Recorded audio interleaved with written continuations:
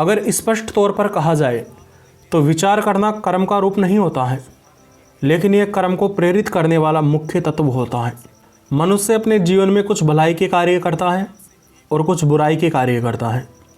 इन कर्मों की छाप एक मनुष्य के मन पे पड़ती रहती है और जो छाप ज़्यादा पड़ती है उसी के अनुसार मन आकार लेने लग जाता है। अगर एक व्यक्ति भलाई के कार्यों में अपने जीवन का अधिकांश समय बिताने लग जाता है तो भलाई करना उसका स्वभाव बन जाता है और हम ऐसे व्यक्ति के लिए कहते हैं कि वह एक अच्छे चरित्र वाला व्यक्ति है। और जब एक व्यक्ति अपने जीवन का अधिकांश समय बुरे कर्मों में बिताने लग जाता है तो बुरे कर्म करना उसका स्वभाव बन जाता है और हम ऐसे व्यक्ति के लिए कहते हैं कि वह एक बुरे चरित्र का व्यक्ति है। मनुष्य का स्वभाव क्या होता है?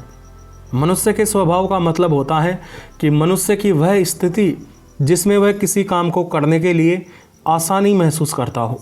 मतलब मनुष्य के स्वभाव को एक तरह से उसकी आदत कह सकते हैं। अगर व्यक्ति का चरित्र बुरा बन जाता है तो उसके लिए बुरे कार्य करना आसान हो जाता है, क्योंकि वह उसकी आदत बन जाती है, जिसकी वजह से वह बुरे काम करने के लिए ज़्यादा प्रेरित होता है। यही बात अच्छे चरित्र वाले व्यक्ति के लिए भी है कि एक अच्छे चरित्र वाले व्यक्ति में अच्छे कार्य करने की आदत हो जाती है, जिसकी वजह से वह अच्छे कार्य करने में आसानी महसूस करने लग जाता है।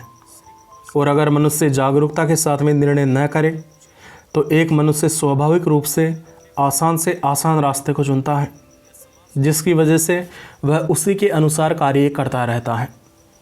मनुष्य के जीवन में सुख और दुख आते जाते रहते हैं और यह शाश्वत सत्य है जिसे कभी नहीं टाला जा सकता। मनुष्य अपने सुख में सुखी रहता है, आनंद लेता है, लेकिन जैसे ही उसके जीवन में दुख आता है वह घबराने लग जाता है। लेकिन जो भी व्यक्ति अपने दुखों से घबराता है उसे इस बात को समझना चाहिए कि एक व्यक्ति जितनी शिक्षा सुखों से ग्रहण कर सकता है उससे ज़्यादा शिक्षा दुखों से ग्रहण कर सकता है।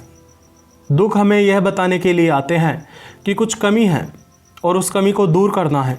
दुख तो एक तरह से अलार्म सिस्टम की तरह होते हैं जो बताते हैं कि आपकी जीवन की व्यवस्था में कुछ गड़बड़ी है या किसी कारणवश कोई गड़बड़ी हो गई है और आपको वह गड़बड़ी सुधारनी है।